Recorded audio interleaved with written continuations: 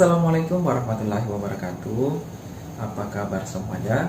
Semoga sehat-sehat saja. Pada pertemuan kali ini, saya akan memberikan materi tentang air bersih dan sanitasi. Nanti akan dijelaskan apa sih itu air bersih dan apa itu sanitasi. Makanya untuk adik-adik yang agar menyimak video ini sampai selesai. Kalau nanti ada yang ingin ditanyakan dari materi yang saya berikan, nanti bisa diajukan pertanyaannya di grup WhatsApp dan nanti akan sama-sama kita diskusikan bersama teman-teman yang lainnya. Pokok pembahasan yang akan kita bahas pada pertemuan kali ini yaitu yang pertama adalah pengertian dari air bersih dan sanitasi. Kemudian yang kedua adalah pentingnya air bersih dan sanitasi layak. Kemudian yang ketiga adalah jenis-jenis sarana air bersih. Kemudian yang keempat adalah persyaratan sarana air bersih. Yang kelima adalah dampak terhadap kesehatan penggunaan air yang tidak memenuhi persyaratan. Jadi itu ada 5 pokok pembahasan yang akan kita bahas pada pertemuan kali ini. Baik, sekarang kita masuk dalam pokok pembahasan yang pertama, yaitu pengertian air bersih dan sanitasi. Air bersih, menurut Peraturan Menteri Kesehatan Republik Indonesia Nomor 416 Tahun 1990 menyebutkan bahwa air bersih itu adalah air yang digunakan untuk keperluan sehari-hari yang kualitasnya memenuhi persyaratan kesehatan dan bisa diminum setelah dimasak. Air yang digunakan dalam keperluan sehari-hari di sini contohnya adalah untuk mandi, kemudian apalagi ya untuk mencuci. Itu adalah contoh air bersih yang digunakan dalam kehidupan sehari-hari. Kemudian apa itu sanitasi? Menurut WHO tahun 1952, jadi WHO ini adalah World Health Organization, menyatakan bahwa sanitasi itu adalah pencegahan penyakit dengan menghilangkan atau mengendalikan faktor lingkungan yang membentuk mata rantai dalam penularan penyakit. Contohnya adalah penyakit DBD. Bagaimana caranya agar DBD ini tidak menular kemana-mana? Ya, caranya adalah dengan membersihkan lingkungan di sekitar rumah. Jangan sampai ada genangan-genangan air, karena itu merupakan kesukaan daripada nyamuk untuk meletakkan telurnya. Sekarang kita masuk dalam pokok pembahasan yang kedua, yaitu pentingnya air bersih dan sanitasi layak. Pada saat ini, untuk mendapatkan air bersih masih sangat sulit untuk di daerah pedesaan atau daerah terpencil. Mereka harus menempuh jarak berkilo-kilometer untuk mendapatkan sumber air bersih atau mendapatkan air bersih. Mereka melakukan perjalanan dengan jalan kaki, bukan naik motor, bukan naik kendaraan, tapi mereka berjalan kaki, dan itu masih ada di Indonesia. Kenapa? Karena air bersih ini sangat penting bagi mereka, terutama bagi kesehatan. Jika setiap hari kita harus mengkonsumsi air yang tidak bersih, maka nanti efeknya pasti ke badan kita juga, di mana akan terjadi penyakit. Nanti di slide berikutnya akan dibahas penyakit apa saja yang disebabkan jika menggunakan air yang tidak layak atau air yang tidak bersih. Kemudian yang kedua yaitu adanya pembuangan sampah dan limbah lainnya ke sungai. Mungkin di antara kita ada yang tidak sadar atau dengan sadar sengaja membuang sampah ke sungai. Dan itu bagi sebagian orang itu adalah hal yang kecil. Tapi dia tidak sadar kalau apa yang dilakukannya itu memberikan dampak yang besar atau memberikan dampak yang luas. Jika setiap hari kita membuang sampah dan limbah ke sungai, dampaknya kemana? Yaitu kualitas air. Air yang tadinya jernih, lama-kelamaan akan menjadi keruh, karena setiap hari terkontaminasi dengan sampah, kemudian air limbah. Air limbah ini sumbernya dari mana? Ya, ambil contoh gampang saja, yaitu dari rumah tangga. Contohnya dari air kamar mandi. Habis mandi, airnya kan langsung mengalir ke sungai. Kemudian apa yang kedua? Bekas cucian piring. Itu langsung airnya dibuang ke sungai. Tapi di masyarakat juga sampai saat ini, kalau kita perhatikan atau biasa lihat di video-video atau di berita-berita, yaitu masih ada masyarakat yang menggunakan air yang tidak bersih. Kenapa? Mau tidak mau ya mereka tidak ada pilihan lain juga. Kalau mereka mau menggunakan air bersih, mereka harus membeli ke PDAM atau kemana. Tapi jika mereka harus membeli, berarti mereka harus mengeluarkan ongkos lagi, mengeluarkan uang lagi. Sedangkan kondisi ekonomi mereka sangat maksudnya di bawah standar. Maksudnya untuk makan saja mereka harus setengah mati untuk mengatur keuangannya, apalagi menambah beban harus membeli air bersih. Dan akhirnya pilihannya apa ya? Mereka mandi dengan menggunakan air yang seadanya aja. Ya, mandi di sungai yang sudah kotor, yang sudah keruh, seperti Anda lihat pada gambar. Di situ mencuci juga, di situ buang air besar juga, dan di situ juga mereka mandi. Baik, sekarang kita masuk dalam subpokok pembahasan yang ketiga, yaitu jenis-jenis sarana air bersih. Ada berapa sih jenis atau sumber sarana air bersih yang biasa digunakan oleh masyarakat umum? Yang pertama ada sumur gali. Sumur gali adalah sarana air bersih yang mengambil air dengan terlebih dahulu harus menggali tanah untuk mencari sumber air bersih. Kemudian yang kedua ada perpipaan. Sarana perpipaan di sini adalah bangunan beserta peralatan dan perlengkapannya yang menghasilkan, menyediakan, dan membagikan air minum atau air bersih kepada masyarakat dengan pipa atau melalui jaringan perpipaan. Contohnya adalah apa? PDAM, Perusahaan Daerah Air Minum. Kemudian yang ketiga yaitu SPT. Apa itu SPT? Yaitu sumur pompa tangan. Mungkin ada yang pernah melihat atau ada yang punya di rumah seperti pompa tangan ini. Ini menggunakannya yaitu manual dengan memompa pakai tangan. Makanya namanya adalah SPT, sumur pompa tangan. Sumur pompa tangan ini adalah sarana air bersih yang mengambil atau memanfaatkan air tanah dengan membuat lubang di tanah dengan menggunakan alat yang namanya bor. SPT ini ada dua jenis. Yang pertama adalah sumur pompa tangan dalam, kemudian ada sumur pompa tangan dangkal. Kemudian yang keempat adalah memanfaatkan air hujan. Jadi masyarakat yang kesulitan untuk mendapatkan akses air bersih biasanya memanfaatkan air hujan dengan cara menampungnya di bak-bak. Kemudian yang kelima ada mata air, yaitu memanfaatkan mata air. Biasanya mata air ini muncul biasanya di sekitar pegunungan atau di sekitar gunung, itu biasanya sering muncul mata air.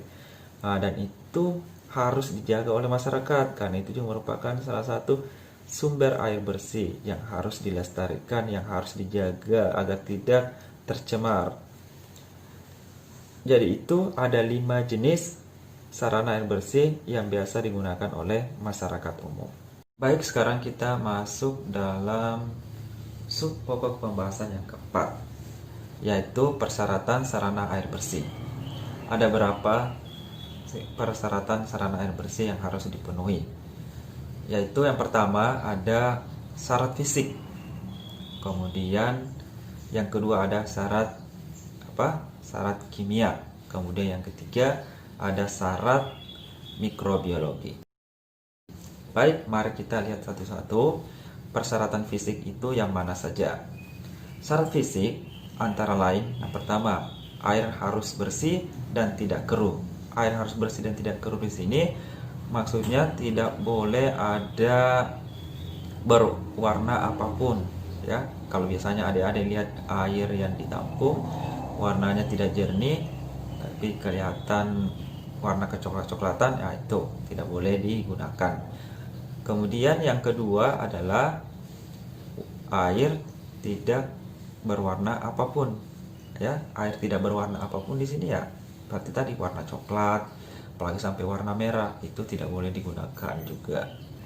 Karena kenapa? Dampaknya nanti berbahaya untuk kesehatan diri sendiri jika kita menggunakan air yang seperti itu. Kemudian yang ketiga adalah tidak berasa apapun. Jadi tidak ada rasa apapun. Tidak berasa coklat, tidak berasa stroberi, tidak berasa lain-lain. Kalau rasa coklat, rasa stroberi ini berarti itu bukan air bersih ya. Itu adalah jus. Oke, yang keempat adalah tidak berbau apapun. Jadi ketika dicium itu tidak mengeluarkan bau apapun, tidak bau amis ya atau bau alkohol ya. Pokoknya baunya tidak ada. Kemudian yang kelima adalah memiliki suhu antara 10 sampai 25 derajat Celcius.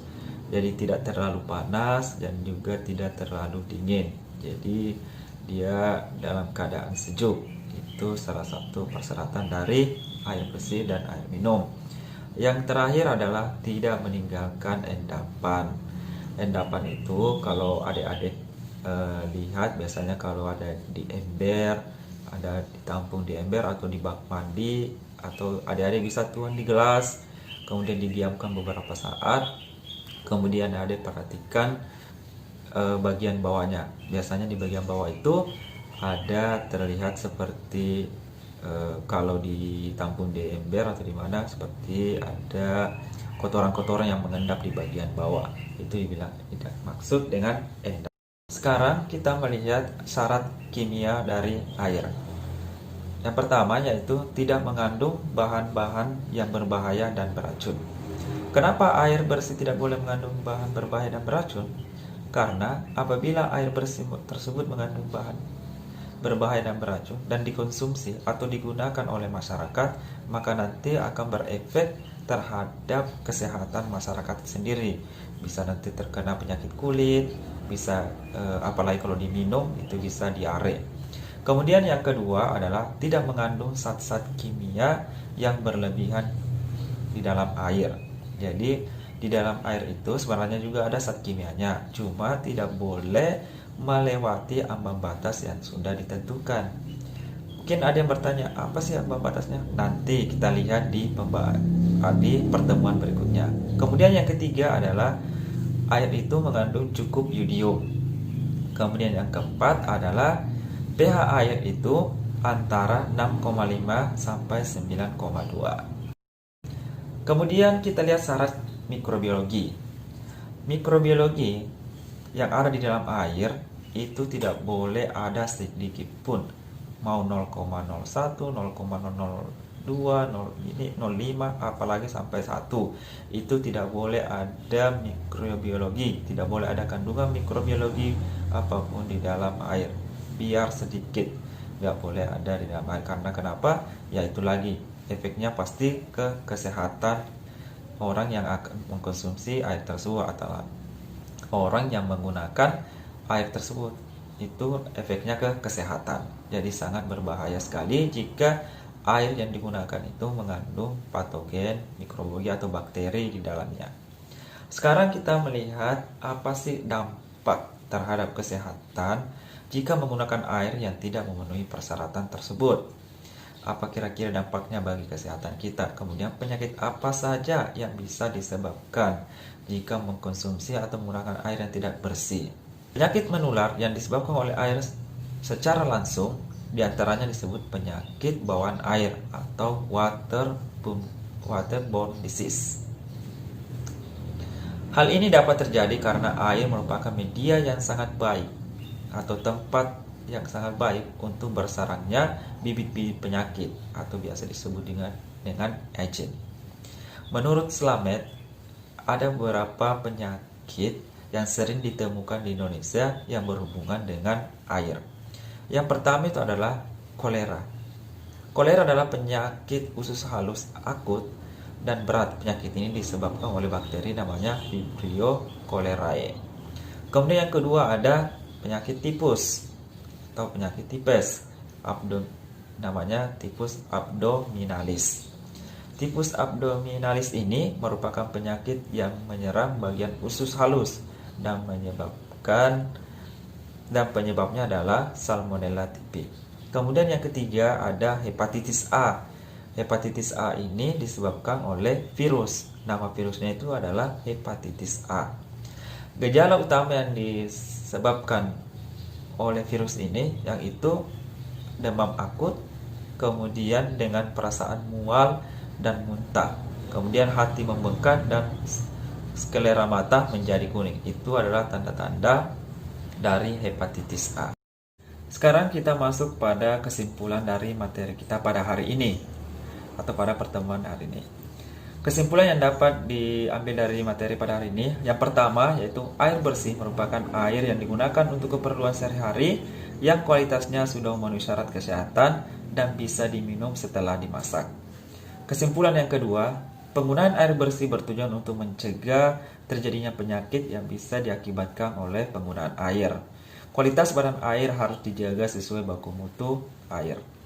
Kemudian kesimpulan yang ketiga adalah jenis-jenis sarana air bersih yang lazim digunakan di masyarakat umum diantaranya adalah sumur gali, kemudian air perpipaan, kemudian ada sumur pompa tangan, kemudian ada air hujan, dan kemudian dari mata air. Kesimpulan yang keempat adalah persyaratan sarana air bersih meliputi syarat fisik, ada kimia, kemudian syarat mikrobiologi. Kemudian kesimpulan yang kelima atau yang terakhir yaitu penyakit menular yang ditularkan lewat air disebut dengan penyakit bawaan air atau waterborne disease. Itulah 5 kesimpulan pada materi kali ini. Jika ada yang ingin ditanyakan atau kurang dimengerti dari materi ini, adik-adik nanti bisa bertanya lewat grup WhatsApp. Nanti sama-sama kita akan mendiskusikannya. Demikianlah pembahasan materi pada hari ini. Semoga adik-adik semua dapat mempelajarinya, dapat dimengerti dengan baik apa yang tadi telah dijelaskan. Baik, demikianlah materi pada pertemuan kali ini. Kurang dan lebihnya mohon dimaafkan. Wassalamualaikum warahmatullahi wabarakatuh. Dadah.